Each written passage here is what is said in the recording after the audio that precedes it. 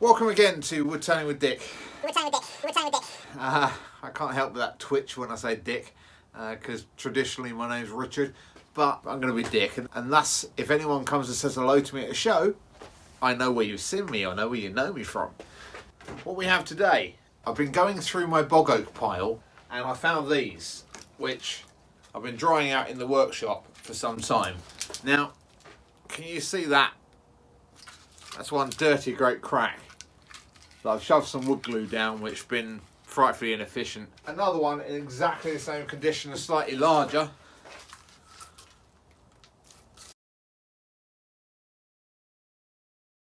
They've both got dirty great cracks down them. All I have is a very heavy, very oily piece of lignum vitae. My plan, cut that in half and insert the half in here and the other half in there. Watch and see.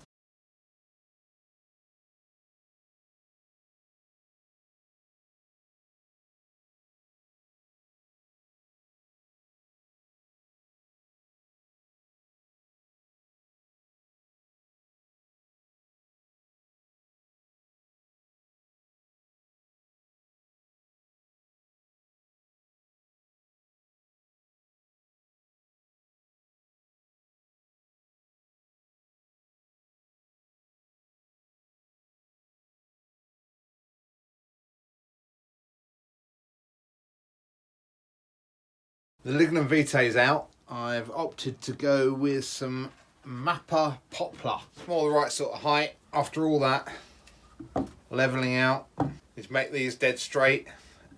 Dead straight. Go onto the side here. I'm going to trim this in half. Half's going to be for this bowl. And half for this one. Yeah, get those nice and flat. Cut this up and fuse it all together with my trusty friend Tight Bond original wood glue. That'll do the job.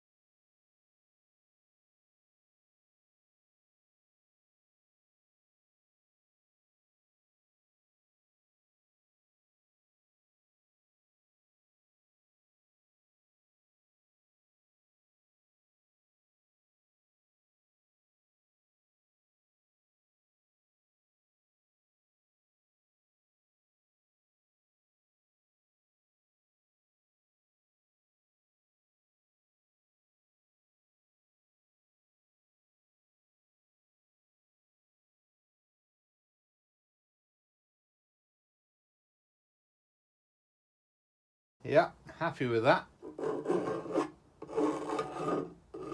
That being the top of my bowl. Faceplate on there. Lovely job.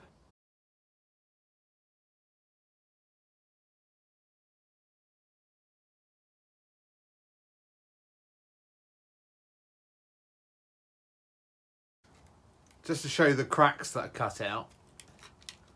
Look at that. Well, I shoved some glue in there previously. Don't think that would have held up too much. Oh well, something for my sister's fire.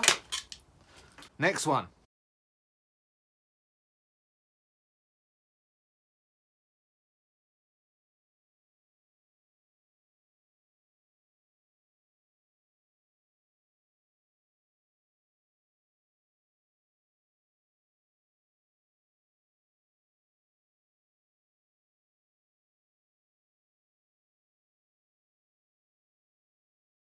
Right, this one's been clamped up for about an hour while I went and had some dinner. Sausage and pasta with a red sauce.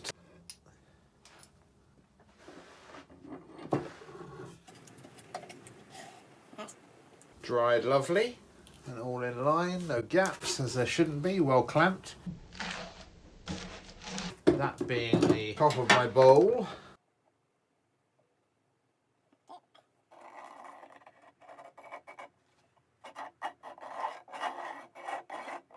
Excellent.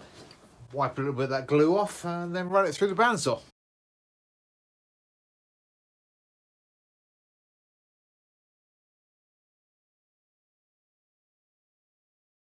The Mappa Poplar has got a lovely shimmer in the wood, so I'm going to save that.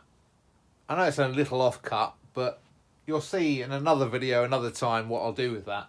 This one will just about fit on the outboard motor on my time cub, and this one will have to go on my draper, and then I'm going to turn them, one on one lathe and one on the other. Do the outsides first, turn them both round, do the insides. You'll see. Keep an eye on this space. Don't go anywhere. So here is where I need to decide the shape. Now, this is quite thin here. We've got quite a bit to get rid of here. This is going to be the maximum thickness. Now, this is fine here. My original idea was to have a swoop up like this, but the other side here, this is all quite brittle. So, the only solid wood is here. So that's going to determine my shape, and I think a bowl up like this with a nice even slant over the top, and do the other one exactly the same. Let's get turning.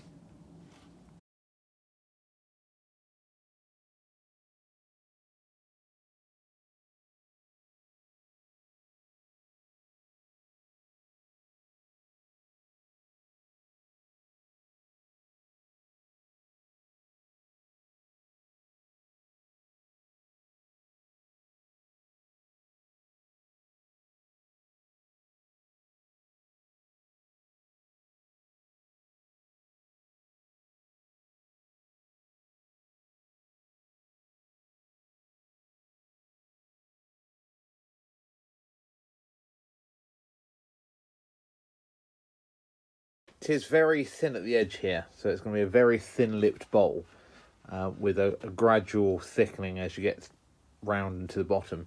This should shimmer lovely when it's finished. I'm really looking forward to that. Going to do a large innie recessed chuck grip, technically I think is the name, just quite shallow, and take it very carefully when I'm doing the inside of the bowl out. And it will now just about fit on my other lathe, which has got a more friendly chuck.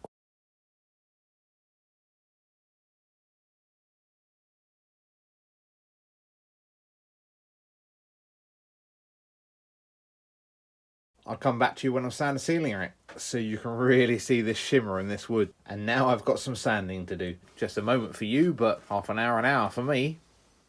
Joy. 400 grit will do for now. I'll finish that off with another nib of 400, 600, and then 1000, just to really bring it up to shine after the sander sealer. But right now, you know what time it is. It's sander sealer time.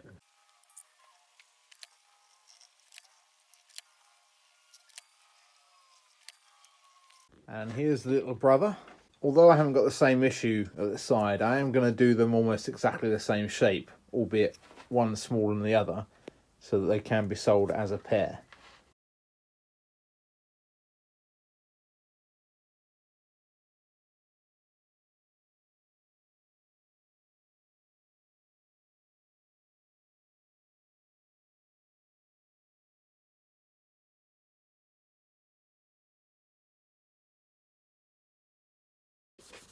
Sander sealer time!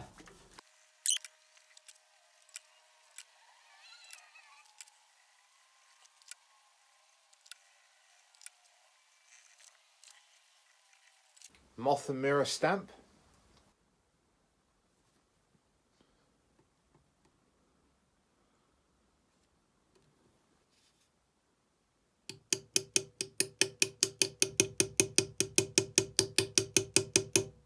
795.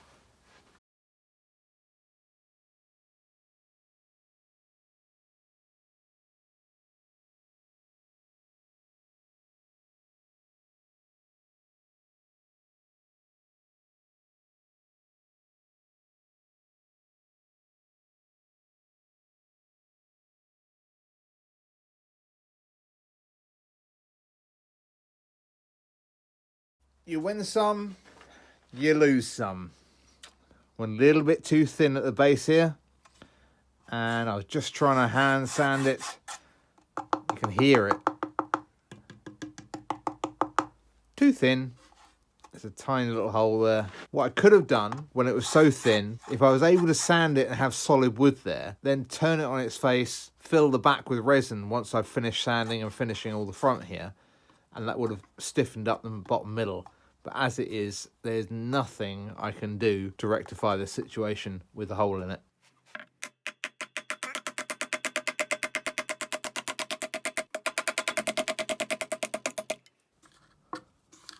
Huzzah!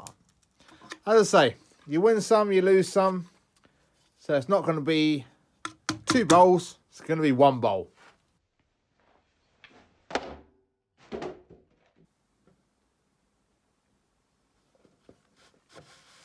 I am going to get 1 good bowl out of this pair.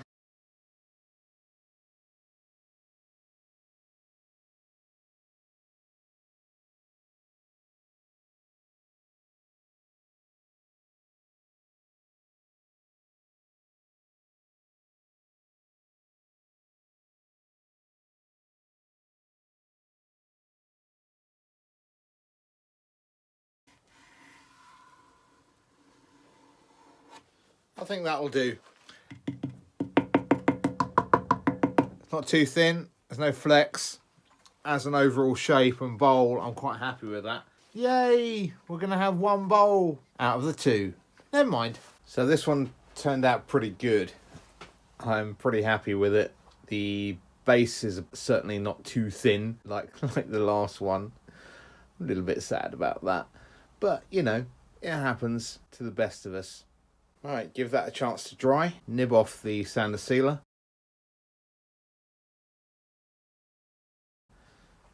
Wax it.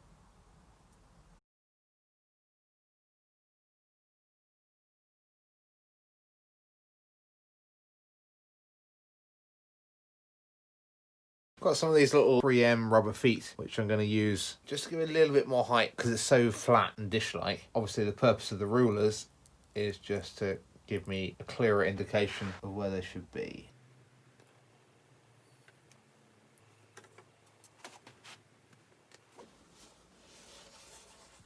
There we go.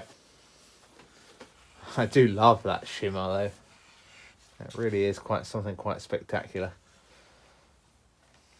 Right, not finished. Lenore is now going to gild this entire side and this entire side, scrape it all off with a scalpel, leaving the champagne gold, actual champagne gold, in the grain of the wood. So that really should bring up all this beautiful grain, mimicked with the shimmer in here. It's going to be a lovely piece.